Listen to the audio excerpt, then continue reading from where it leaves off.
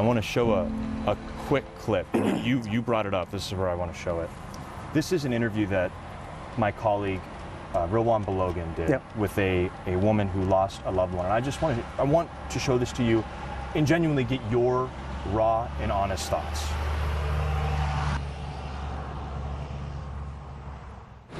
The Public Utilities Commission, who oversees CenterPoint, is talking about Hurricane Beryl and what went wrong. What would you like that board to do? They need to get to work. They need to examine the people at CenterPoint and what they're doing. If you could speak with anyone at CenterPoint today, what would you say or ask them? Why couldn't you have done better? Why did my sister have to die because of what happened? I think that hits on the we need to do better there. Absolutely. Hearing that is a Houstonian that lost a loved one. Yeah. What's your reaction?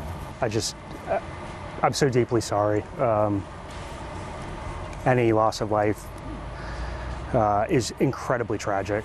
Obviously, emotionally, that hits me in the stomach, and that is why we are so determined to build a grid that our customers expect and deserve.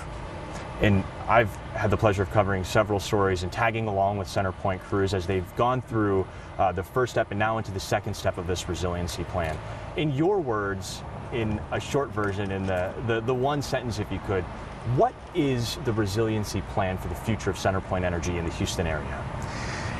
It's creating a grid that can take a punch and get back up as quickly as possible. How are we doing that? How have we done it, and how are we going to do it?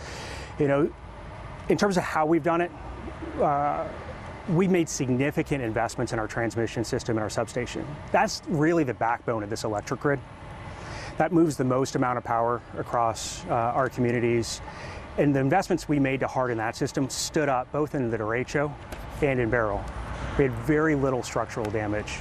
The next frontier is really building the distribution grid of the future. And that activity is replacing some of the older utility poles with composite poles, stronger wood poles to withstand extreme winds. Some of that is burying our equipment underground. A lot of it is trimming trees back and making sure that they are not a risk to our electric service. And then the thing that I'm most excited about that we've just announced this week is the rollout of equipment that's going to create a self-healing grid. Many of the outages our customers experience don't result in damage. Our crews need to go out, though, close the fuses, and restore power. There's equipment that we are going to blitz our system with before June 1st next year that will automatically restore power without having to send a crew. And in the cases where there's actually damage, this equipment can reroute power to isolate that damage to the fewest possible customers, and again, re-energize for the rest of the customers who aren't impacted by that damage. And so I think that is going to be the game changer for our customers going forward. I was going to say, we see work behind us now, replacing poles behind where we're at right now, which is right across the street from one of your offices. So there's no, where this work needs done has no limits, right? It's really anywhere. That's right.